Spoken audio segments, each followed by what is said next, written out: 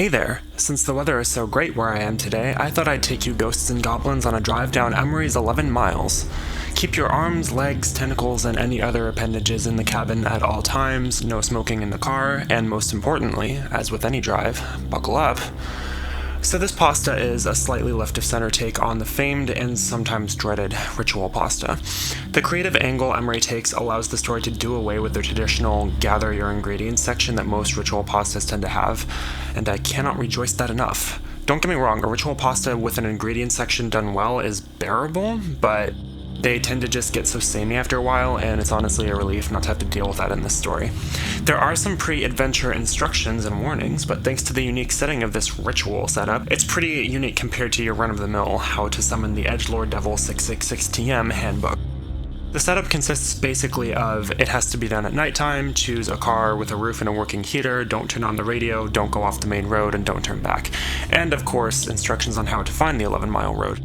The reward is that you get whatever you wish for if you survive all 11 miles. And the caveat is that if you don't, bad things. Some things about each of the 11 miles. On the first mile, the air gets chilly, and that's pretty much it. After this mile, you're unable to turn back, so it's nice of the author to give us, the reader, a chance to decide if we really want to be on this road. On mile 2, the air again gets colder, a theme you'll notice pretty much every mile until the last one, and more bumps appear on the road. Mile 3 chills the air even more and introduces variations in road width, as well as dark figures looming in the distance. I'm not a fan of the dark figures in the story, or in most stories in general for that matter, and I feel like at this point it's kind of just a device for the writer to say, look, there's these unseen but sort of seen monsters off in the distance, isn't it scary? On mile 4, the only change is that you'll start hearing the voices of the figures in your head. Despite not really liking the figures themselves, I like the concept of having their voices coming to the reader to distract them from their goal. Mile 5 throws a lake at you, and that's pretty much it. And it's easy to avoid as long as you don't look at it too long. Also, there's a clearing. I do like this narrative break in the slowly ramping intensity of the pasta. With mile 6, the lake and the clearing end and the vehicle's headlights start to flicker from time to time. It's a nice little pretense of what is to come later in the story. There's also a section here about the radio coming on and shrieking in a way that will make you go off the road no matter what, and I have a few conflicting theories about this that I'll discuss later on. I have mixed feelings about mile 7. You're warned that one of the figures from earlier will break into your car on this mile and scream into your ear, but as long as you don't pay attention to it, you'll be fine. My problem with this is the figure can somehow break into a moving vehicle that is presumably locked, yet the forces of darkness draw the line at harming the driver of the vehicle directly, like arbitrary much. That said, I don't know how else this build could have been done, as if the creature could harm you, how are you supposed to have any chance of finishing the 11 miles? On mile 8, the road gets a lot more windy, and your headlights will shut off for long intervals. Also, the cold gets such that liquid can be frozen within seconds. I have a few problems with this. At this point, the creatures are surrounding your car, but politely won't block your windshield, for some reason. Also, despite the very fatal cold, the story assumes that you won't die of hypothermia during this mile, and it's impossible to brake fast enough when your headlights go off to avoid twists and turns that would throw you off the road. Like, this all seems a little impossible to survive. Maybe that's the idea, and more on that later. At the start of mile 9, the vehicle shuts down and you have to close your eyes and restart it.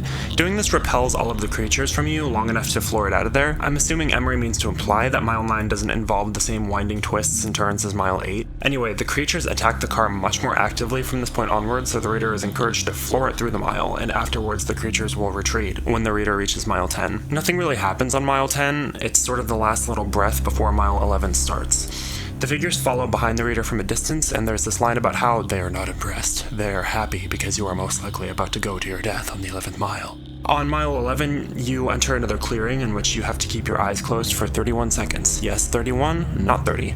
The final mile is described as being unbearably hot, and you'll hear screams of agony all around you as you feel the illusion of yourself being burned alive. Once all this is over, you'll come to a dead end, where you are to visualize what you desire, and then close your eyes once more and open them. You'll be back at the beginning of the 11-mile road, and whatever you wished for will be granted. You can choose to either go back to your life or take the 11-mile road again for the chance of having another wish granted. Some final thoughts. Those parts I mentioned earlier in the story where it feels like it would be impossible to survive whatever situation that mile puts you in, I always wondered if the story is subtly trying to say this whole deal is a lie. If you find the 11-mile road, you'll die on it and there's nothing you can do to avoid that, like a kind of too good to be true situation. Especially the part with the radio. Emery says that the radio will come on and throw you off the road no matter what. Like, how are you supposed to avoid that, and how are you supposed to avoid being thrown off the road and dying?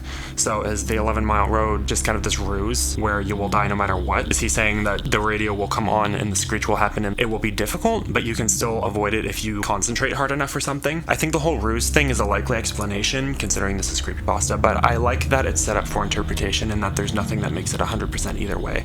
Like, it could be an impossible feat or it could be something doable, if only with a lot of fortitude. I love the idea of going through a hard trial to have a wish granted as much as anyone, and I think this how-to pasta uses that concept really well in a way that's fun and interesting to read. I also like that the story says there's no real caveat at the end.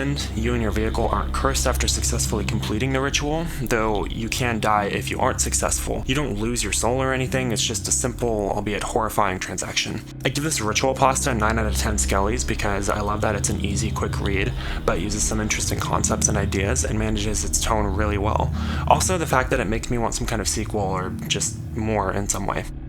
Thanks for watching, I hope you enjoyed this take. I've been Screambot, and I'll see you ghosts and goblins for the next drive. And remember, always buckle your seatbelt.